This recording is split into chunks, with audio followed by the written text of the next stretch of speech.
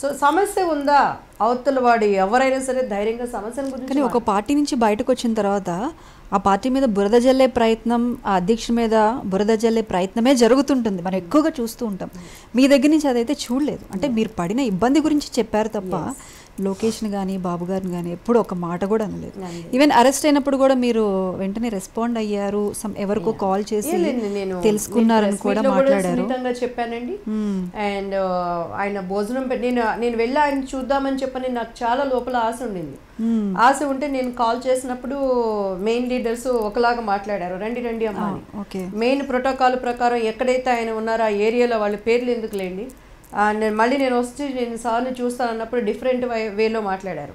అయినా నాకు ఎక్కడో బాధ అనిపించింది. ఇప్పుడు ఒక లీడర్ నాయకుడు అన్నప్పుడు లోపల నిజాలు ఏంటని వాళ్ళకి తెలిసినప్పుడు, మేము పార్టీ కోసం ఇంత కష్టపడుతున్నప్పుడు అట్లీస్ట్ మళ్ళీ తిరిగి మేము పని చేస్తామో లేదో సెకండరీ, ఉన్నంత వరకు మన వాయిస్ వినిపించా, అవతలవాడు బలవంతుడో బలహీనుడో రేపు మా భవిష్యత్తు ఏమవుతుందో అనేది కూడా ఆలోచించకుండా మీ తరపున మేము మాట్లాడినప్పుడు అట్లీస్ట్ అదే ఇది జరిగిందా అనేటువంటి లీడర్స్ మాట్లాడలేనప్పుడు అది వాళ్ళ విచక్షణకే వదిలిపెట్టేస్తాం. అఫ్కోర్స్ అక్కడ బాబు గారు ఉండనివ్వండి, మోడీ గారు ఉండనివ్వండి, ఇంకెవరైనా ఉండనివ్వండి, వాళ్ళంత స్వార్థపరులుగా ఉన్నా కూడాను మేము ఎప్పుడు అంత స్వార్థపరులుగా ఉండమండి పార్టీకి పనిచేసినప్పుడు.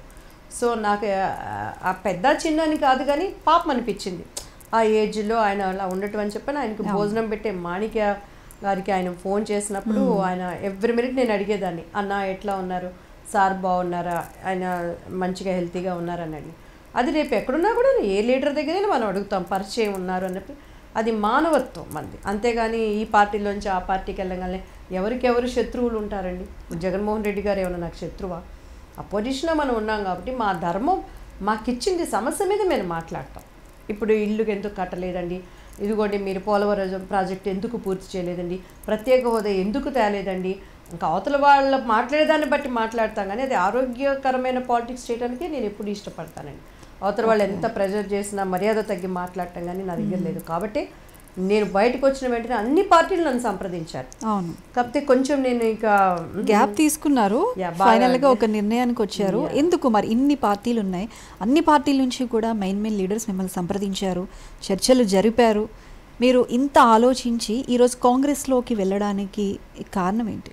కాంగ్రెస్ పార్టీ మనం చరిత్ర తీసుకుంటేనండి, అది మన భారతదేశమే గర్వించదగింది. ఆ కుటుంబంలో మన ఐరన్ లేడీగా ఇందిరాగాంధీ గారు కానీ, అండ్ రాజీవ్ గాంధీ గారు కానీ, అలానే ఇప్పుడు సోనియమ్మ గారు కానీ, వాళ్ళ ప్రాణ త్యాగం చేసినటువంటి కుటుంబం అది. అండ్ ఈరోజు ఒక డెమోక్రసీని 100% కాపాడుతున్నటువంటి, మనం ఇప్పుడు చూసినట్టయితే అధికారంలో ఉన్న పార్టీలు మతాలని వీటిని రెచ్చగొట్టి ప్రతి ఒక్కళ్ళ మనసులో కూడాను ఒక ఇన్సెక్యూర్ భావన వచ్చేసింది. అంటే నేను మోడీ గారిని అయితే విమర్శించలేదు సుమా, ఆ పార్టీ యొక్క సిద్ధాంతాలు ఇప్పుడు మామూలు జనం అనుభవిస్తున్నటువంటి భయభ్రాంతులు వీటన్నిటిని బట్టి.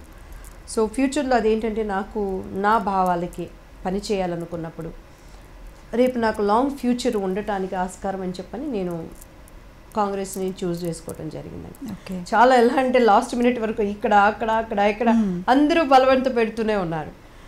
సో నాకు ఇదైతే కరెక్ట్ నిర్ణయం తీసుకున్నారు అనుకుంటున్నారా? 100% అండి కరెక్ట్ నిర్ణయం తీసుకున్నాము. కానీ ఏదో అంటారే దిగితే లోతు తింటే రుచి తెలుస్తుందని, ఈ కాంగ్రెస్ పార్టీ ఒక మహాసముద్రం.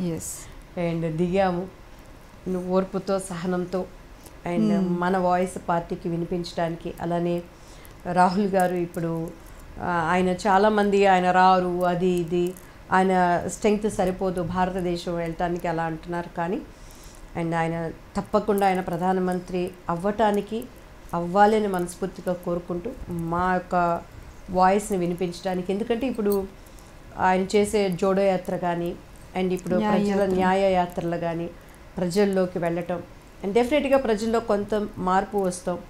మరి ముఖ్యంగా పథకాల విషయంలో కాంగ్రెస్ పార్టీ ఎప్పుడు కూడానండి పేదల పార్టీ. వైఎస్ రాజశేఖర రెడ్డి గారు ఉన్నా ఎక్కడున్నా కూడాను. మిగతా పార్టీస్ ఏంటంటే పార్టీని అడ్డం పెట్టుకొని వాళ్ళ అభివృద్ధిని చూసుకుంటూ వెళ్ళేవిగా ఉండేవి. అంటే నేను టీడీపీలో ఉన్నప్పుడు ఒకలాగా ఇప్పుడు కాదండి. టీడీపీలో ఉన్నప్పుడు కూడాను ఎన్టీఆర్ గారు ఆయన చేసిన పథకాలు ప్రజలకి దగ్గరగా ఉండటానికి. అలానే ఇదేంటంటే ఎక్కువ వాళ్ళు ఇచ్చే ఆరోగ్య పథకాలు కానీ ఒక సామాన్య మానవుడు గుండె మీద చేసుకొని ధైర్యంగా బ్రతకటానికి ఆస్కారంగా ఏమేమి చేయాలో సమస్తము చేస్తున్నారు.